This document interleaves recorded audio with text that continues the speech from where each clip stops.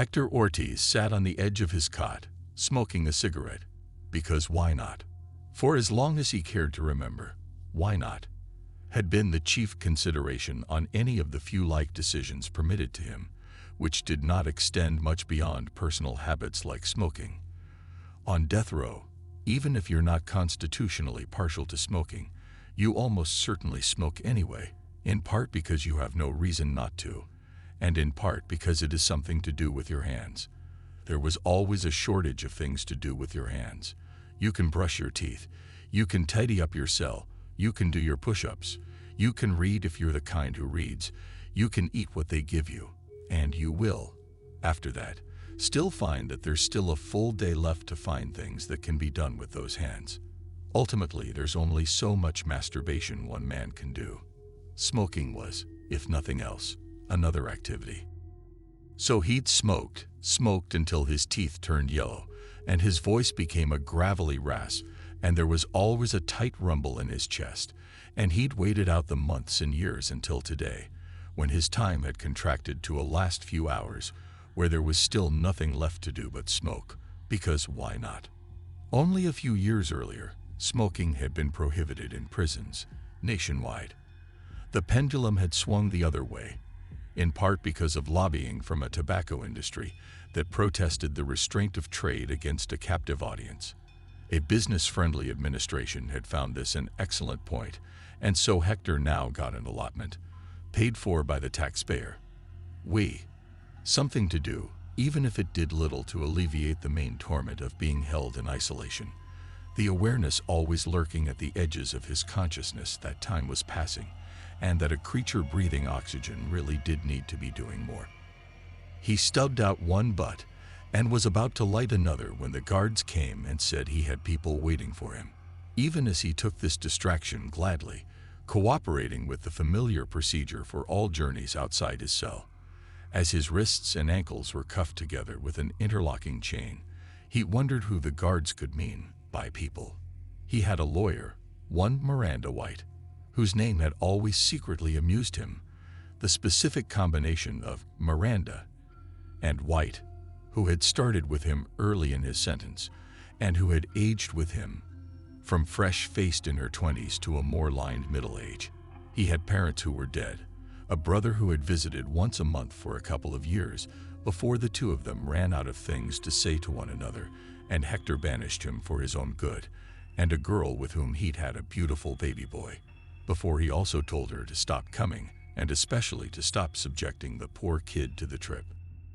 Miranda was the only one who defied his orders to give up on him, and for a long time now the only person outside the penal system who'd still come to visit. He'd always expected to see her today, right at the end.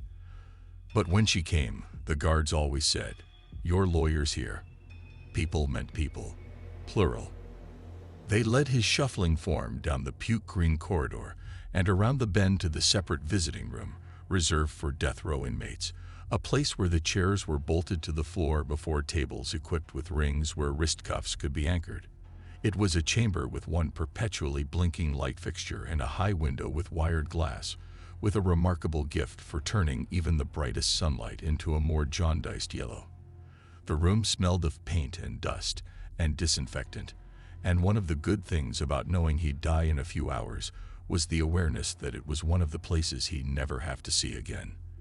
It did have a snack machine, one of the kind where the chips and cookies are arrayed in coils that turn to force them over the edge, and this also never failed to amuse him, as it struck him as a grand model for the system's plans for him.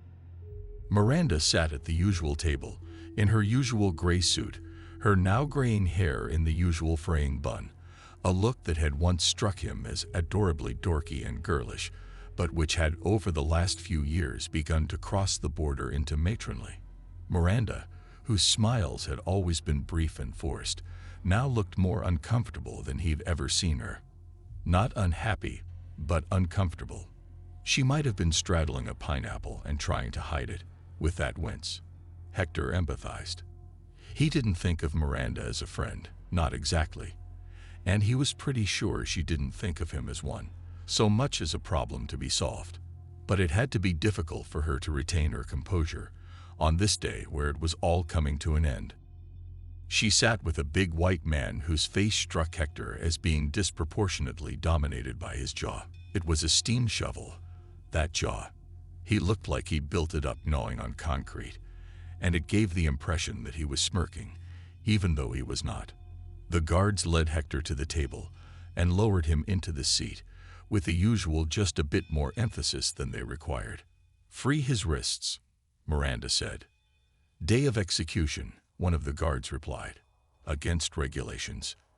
You know what we're here for. Free his wrists." This demand landed with no authority whatsoever. Then the man with the big jaw said, "You can go ahead," and they jumped to obey.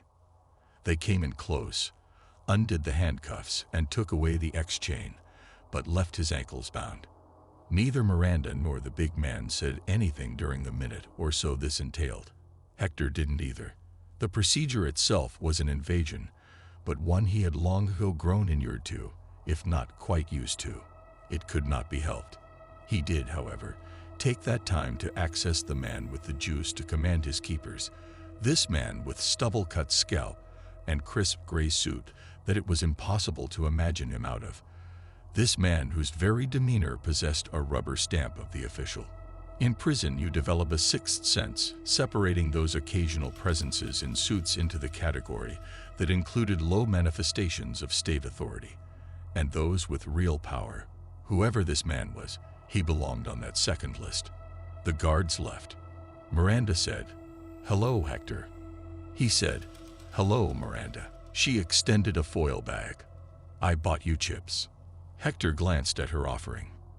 It was the brand he liked, but ranch, which he detested. He had told Miranda this more than once, never with any special heat, and she had a long history of forgetting. He did not want to take up any of his last day, making her feel bad about getting him the wrong flavor of chips.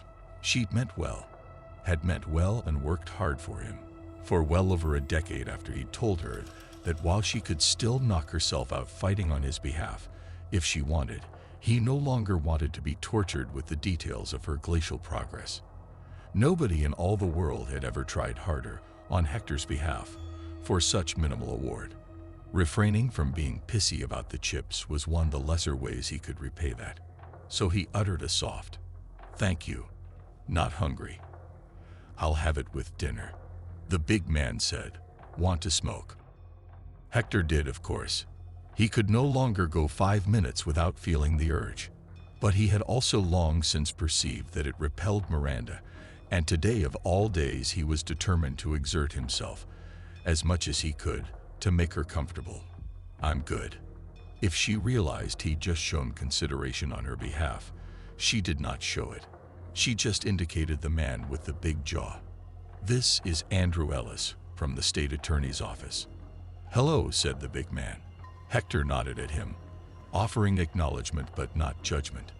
He knew cons who would have thrust out their own jaws and immediately demand to know the mission of this interloper, but his years in a cinderblock room had moved him in the other direction, toward silence, toward the withholding of any helpful reaction, except when it could no longer be avoided.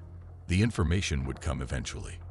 Miranda said, "There have been some last-minute developments in your case." Hector was the rock in the surf, unmoving in the face of all waves, whether ripples or tsunami. What difference did it make? In 2 hours, they'd bring his last meal. In a little more than 4, they'd collect him and bring him to the room where the long process of erasing him would finally reach its culmination. Last-minute developments. He was sure they interested Miranda a lot more than they interested him. "Oh, you've been cleared." Hector blinked. It sounded like Miranda said he'd been cleared. It had been years since he'd even allowed himself to have a fantasy, something now so insane that she might as well have said that the sky had rained stones, or that the seas that turned to milk. It failed to compute. He tried to speak, failed, tried again, and this time accomplished all that he could. An attempt to put off comprehension for the duration of one conversational exchange. "What?" "You heard her," Ellis said. "You've been cleared," Miranda repeated, and this still didn't make sense to him, because from what he understood, This had been the single most persistent crusade of her entire professional life. Starting from her days as a minor young associate in the firm first appointed to represent him, and continuing after they lost and declared themselves out of the Hector business. Hector still had no idea what that hungry young lawyer had seen in him that would be worth 2 decades of her own life. But she'd seen it. She professed his innocence long after he gave up on saying it. She visited him after he told her he didn't want to hear any more. And she'd fought on his behalf after he'd become a being as hard to stir as the walls that had defined his life since his 22nd year. Cleared? Impossible. And not just because his personal model of the universe had long been that of a giant hammer intent on pounding him into insignificance with every wasted breath of his existence, but also because she didn't look like someone delivering good news. If Miranda was really telling the truth and had really finally won her life's one great crusade, she should have been glowing. She should have been hooting at the thunderstruck look on his face. She should have been inviting him to share tears of joy. And yet she seemed no happier than on her prior visits. He could only wonder if this was what happened even on the outside, when you could do anything you wanted every day, but still had something to beat your head against for 20 years. Had all that time taken as much out of her as his 23 hours a day in isolation had taken out of him? He could only put off comprehension by the duration of one more word: cleared. "She's not lying," Ellis said, and this, more than anything else, introduced fear into the conversation, because along with Miranda's lack of ebullience, there was also this man's smirk, which had grown worse now that he actually seemed to be intending one. Hector said, "How?" Miranda could not keep a quaver from her voice. "There's been a lot going on behind the scenes these last few years, things I didn't always tell you about because reasons to hope seemed to hurt you too much. You said that unless it was something definitive or something I needed your input on, you didn't want to know. I tried to respect that." There was enough of an apology there that he could only murmur, "Thank you." But the evidence was proven to be tainted. Key testimony was proven to be coerced. The prosecutor was convicted of concealing exculpatory evidence, leading to years of other cases, including yours, being reopened for examination. Most recently, we found out that another man confessed to the crime 14 years ago, and that the authorities have been deliberately repressing it ever since. When that came out, it led to more discoveries supporting his claim. And well, let's just say that I could spend days just telling how your case completely unraveled, every single aspect of it, more than I ever could have wanted. It's taken far more time than it should have. But the way things stand, as of today, it's no longer only a case of reasonable doubt. Even the state sees that it's virtually impossible that you committed the crime. They say this. They didn't want to. Once the state convicts, it always hates reversing. It would rather put 2 people in prison for the same crime, even if each case makes the other impossible, than admit one of the 2 defendants must be innocent. Even when the state attorney had enough on this other man to see to his execution 10 times over, multiple murders, he still came damn close to leaving your count off the indictment, as a means of preserving your own conviction. It was a fight, but I found a way to corner him, to keep him from going forward with this other case until he first sought to justice in yours. It's complicated, and I'm way oversimplifying things just to get to the bottom line, which is that your conviction's been thrown out, and the state is even now readying a judicial declaration of actual innocence.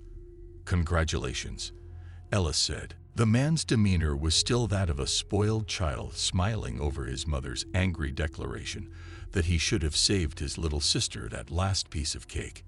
Yes, it was technically true, but thanks to his trespass, he'd gotten to eat it himself, and no amount of parental disapproval could deprive him. There was still bad news coming from him, no question. But meanwhile, Hector could hardly think. For 2 decades of his life, almost half of it, he had lived the life of a convicted murderer, a man who the iron stamp of the state had defined as a person who could have committed an act he could hardly even bear to picture. It was not that he'd ever considered himself a good man, not exactly. The troubles he'd been in as a teenager had been one of the factors that first rendered him a suspect, and he'd been enough of a petty asshole as a young man that nobody had had any difficulty buying the prosecution's implication that this was a piece of crap who always was going to kill somebody someday. Following that implication to the conclusion that he'd certainly committed the atrocity under discussion struck everybody, including the jury, as a natural next step. He'd been a piece of crap, certainly. But he hadn't been the piece of crap who would have done that thing they said he'd done, and even if possessed by raging madness on the worst day of his life, wouldn't have done it like that. The gulf between being an aimless piece of crap and being that kind of inhuman raging monster had always been the argument he was forbidden to win, and the news that it was won, that he was now recognized as something else. That. And only at this point in the thought process did the even more important shoe drop. He whispered, "They're not going to execute me." Miranda gulped. She didn't collapse into hysterics. She didn't wail. She was too tough for that. But the burden visible since the onset of the conversation continued to manifest, those gray eyes of hers now glassy with tears. She said, "I'm sorry.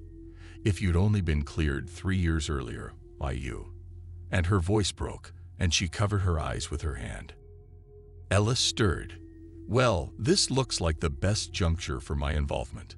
Hector's ruined voice cracked, not out of runaway emotion, but because the damage years of chain smoking had done to it had introduced a brittleness that never went away now. "You know I'm innocent, and you're still going to execute me on schedule. What the fuck, man?" Ellis said, "I'm aware that you're upset. I'm also aware that I'm not obligated to endure it. Please speak to me with a civil tongue, or I'll forego the courtesy of an explanation." Hector wanted to rip out the man's throat with his teeth, but just across from him, Miranda was crawling her way back to composure. Hector found that he was almost as furious with her for putting him through this on his last day, as he was at this Ellis, who seemed to be the face of it. But the better part of himself resisted, and he was chained by the ankles, still, a creature still accustomed to being handled, controlled, moved from place to place, and ordered to sit. Ellis said, "I'm aware that you've deliberately avoided news from the outside world. It strikes me as the healthiest possible response to your circumstances. But that means you haven't followed recent political developments. You've existed in such isolation, both systemic and self-imposed, that you haven't even gotten the news from any of your fellow inmates. You have no way of knowing that the American criminal justice system has been streamlined. May I catch you up to date?" Hector provided an angry nod. "I'll take that as a yes. A couple of years ago, following a flurry of judicial reverses, multiple incidents of convicted killers like yourself cleared by new forensic evidence, and the subsequent pain this caused to the survivors of those who'd fallen to the crimes they'd been convicted of, the public frustration with all these interruptions in the process led to a widespread demand for a return to law and order. A new administration recognized that the death penalty possessed an actual inherent value to civilization, was indeed an absolute good quite separate from the accuracy with which it's administered, and that exonerations like yours threatened all the good the institution does by undermining the faith our society has in it. 18 months ago, an executive order upheld by the Supreme Court established that revelations of innocence or of procedural misconduct no longer matter, because it is now illegal for any sentence of death to be commuted or overturned under any circumstances. What happens instead is the verdict is revised to not guilty but collateral damage, with your death now classified as a murder and added to the charges pressed against the true culprit if found. As yours has been found, this charge will be added to his list of indictments as soon as you are pronounced dead." Hector stared at the man, aware that they existed on different planets, and that no form of transportation existed that could bridge the distance. "That's crazy." "You're biased, sir. Your reasonable expectation of justice does not outweigh the right of the people to closure. You will be executed on schedule, except that the occasion will also include a public acknowledgement of your innocence. I'm aware you have a brother somewhere and an outgrown son. They will receive documents to the effect, and a small cash settlement in addition to the deepest regrets of their country. I'll still be dead. Ellis let that pass. One of the provisions of the new law is that your execution will now be televised. It will follow a tasteful, dramatic presentation, cast with known television personalities, reenacting the crime. The coverage will include the information that you were adjudicated not guilty, though I must warn you that this will be conveyed in a text banner moving across the bottom of the screen, and that very few people reading it will mostly consider this a technicality not worth getting into. Even those who accept the information will assume that if you were not guilty of this crime, that you must be guilty of others. However, you will have gotten your denial on the record one last time. Your rights, as currently measured, will have been respected. Hector had never been an eloquent man, not even to start with, and his life had not provided him with the practice that once might have made him one. When reduced to near incoherent rage, as he was right now, his first impulse was to shout the same two words that such moments often devolve to. They did want to come out of his mouth more than any other words he ever said, but he learned something about those words early in life that had been cemented in place during his years in prison. Their effectiveness was always relative. They were an assault when flung at someone who lived in fear of you, a provocation to violence when hurled at someone on your own level, and a pathetic manifestation of your own impotence once the target was someone like Ellis, who had control over you. Ellis would smirk, or shake his head sadly, or walk out of this room, telling himself that he tried to speak truth to the simple-minded, semi-literate convict, only to be barked at by the animal incapable of appreciating it. There was no point. Hector could deliver those words in the most enraged tones of his entire existence, and Ellis would still sleep well tonight, thinking no more of it. So he said nothing. He bit it back and let it burn, deep in the heart of him, where the years had never snuffed out the flame. And then Ellis made it worse. Alternatively, you could choose to get into the spirit of the thing. How? You could refrain from trying to make this a miscarriage of justice. You could recognize that the people need this and confess that you do deserve what's about to happen to you, even if you are innocent of the one crime you've been convicted of. I am. Even if, Hector, it remains true that this country currently experiences about 18,000 murders annually, of which something like 7,000 go unsolved. It would be ideal to have one execution for each, though that will of course never happen, as a certain number of those killings are committed by people responsible for multiples, not just serial killers, but those who kill as part of the cost of doing business. Drug dealers and thieves, and the like. Still, that leaves us with thousands of tragedies that will never approach closure, and if you'd like your death to impact your country in some positive way, as well as ameliorate any damage your innocence does to the institution, you could confess to one or two of those. Hector's head was about to explode. I told you I didn't kill anybody. Ellis flashed a smile, and what hurt Hector most was that it was not a cruel smile, nor a superior one. It was a smile of fraternity, to go along with the sharing of a confidence. He said, I keep telling you I know that, Hector. It's only because I know you're innocent that I'm offering you this opportunity. At the risk of repeating myself yet again, your execution is going to happen. If it's retribution for a brutal crime, then it's retribution for a brutal crime. If it's a miscarriage of justice, then fine, it's a miscarriage of justice. If it's a fraudulent pageant we're putting on in the hope that some relative of a murder victim will feel better, and some other potential murderer will think twice, then fine, it's a fraudulent pageant. You can't change what's happening. You can only change what it means, whether it does any good in the long run. And that, he said, wrapping up, is why my department has done what it now does in every case like yours, for every condemned man or woman who faces this choice. We've come up with a small assortment of unsolved murders you could be liable for, murders that happened to take place in your community and in surrounding areas while you were free. Murders that are because of insufficient evidence or limited police resources are unlikely to ever be solved, to the satisfaction of a community of loved ones who will forever be denied the satisfaction of an identified culprit. You can help people heal, Hector. You can agree to confess, on live television, that one or two of these are yours. You will still be acknowledged as innocent of the crime you're being executed for, but you will lend meaning and resonance to the occasion by offering the divine gift of closure on these others, and by showing everybody who might think of committing murder that the vengeful hand of justice will always come, even if it takes years. Hector failed multiple attempts to speak, but I didn't kill anybody. Be an example, Hector. Your brother and son will receive a further stipend for every name you agree to, up to a maximum of 5. They'll live without the sense of violation that comes with believing you a railroaded victim of the state. It'll be good for the institution, and therefore good for the country. Of course, if it's against your principles, you don't have to. We're just making the offer in good faith. There was absolutely no possibility of Hector agreeing to such a thing.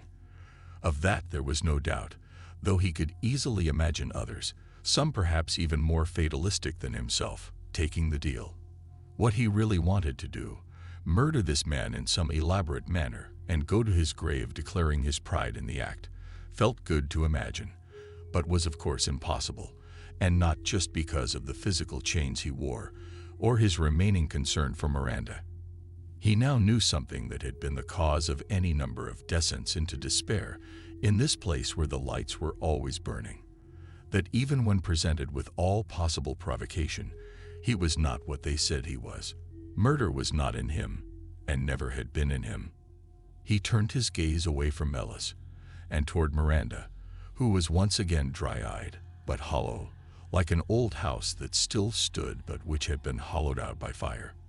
He said, "Did this really happen to the world when I wasn't looking?" Her gaze was bereft but unapologetic, while all of us weren't looking. "Why did you still continue to work for me, if it no longer matters?"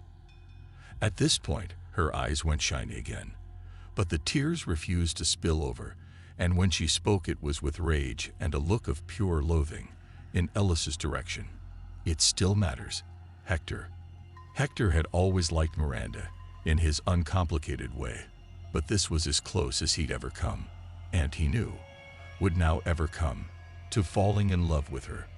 It had been a long time since he'd felt that emotion for anybody, and he considered its arrival now a gift, something to remind him what he'd be giving up when he passed from this world to the next. He said, "Are you planning to be with me tonight? Until the end, Hector? Don't. You don't have to do it to yourself, and you need to keep what you have for the next guy, because there will be a next guy." She lowered her eyes. "I don't know if I can still do this, the way things are." "That's up to you," Hector said, and for the first time, he felt his own composure slip, something he avoided only because he didn't want to give this other son of a bitch the satisfaction. "But it sounds to me like the way things are going, there's gonna be a lot of guys like me, and not enough people like you. Take my thanks, and let me die thinking you'll be there. You don't want me to stay here for the rest of this, especially not for the rest of this." "I'm sorry," she said. "I know. Thanks for being my friend." She came around the table and offered him one of those chaste visiting room hugs, the kind that were possible to get away with before one of the watchers came in and told you to quit it. It struck him that it would be interesting to see what happened if she held it just a little longer. It brought to mind a very old joke, one that he'd been told by at least 3 other inmates and 1 guard during his time here. The one about the man standing before a firing squad, who, just before the end, took his opportunity to scream an obscenity. In the joke, the leader tells his men to lower their rifles and approaches the blindfolded man to offer the warning, "Do that again, and you're in big trouble." In a way, this was the same surreal situation facing him. What could they do to him if this one farewell embrace by a woman he'd known half his life lasted just a little bit longer? It did last just a little bit longer than the prescribed safe interval, without any interruption, and then she straightened, gave him a sad smile, and threw Ellis a look that in any sane world would have left him bleeding. Another last glance, and she was gone.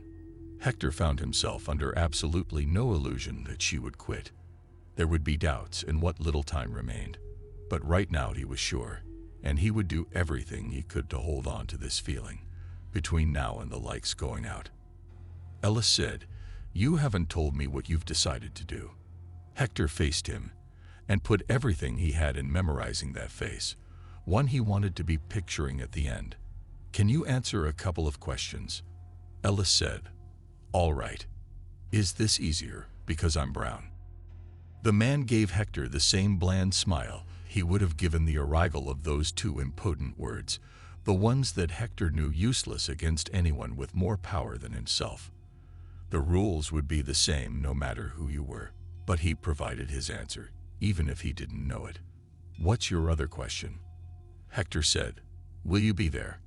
It's my job to attend.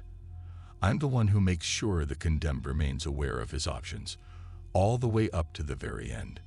You may not believe this, but I consider it a serious responsibility. I conduct it with as much respect for the solemnity of the occasion as I possibly can." "That's good," Hector said. "Me, I didn't know what I was going to do.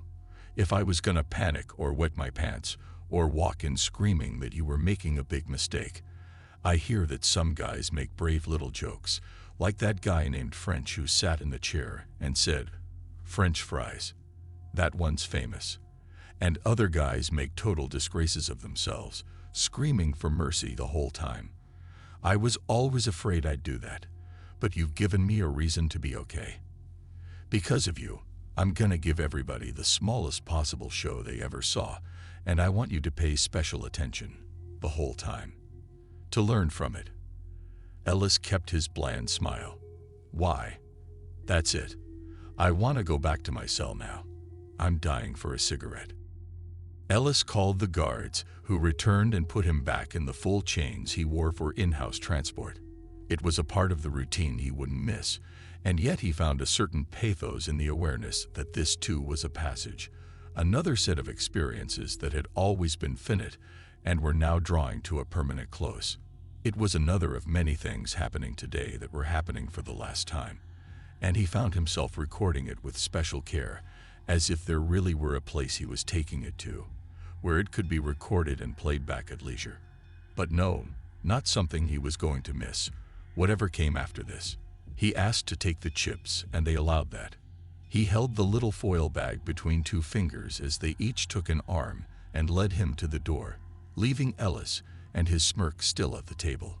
But just as they were about to exit, Hector murmured a request, and the guards turned him around, so he could say, "Because someday it'll be coming for you." The big man's smirk didn't falter, but for a heartbeat, even if only for a second, it left his eyes. "Watch me," Hector said. "I'm gonna be a good example." And then he let the guards take him to the few hours he had left.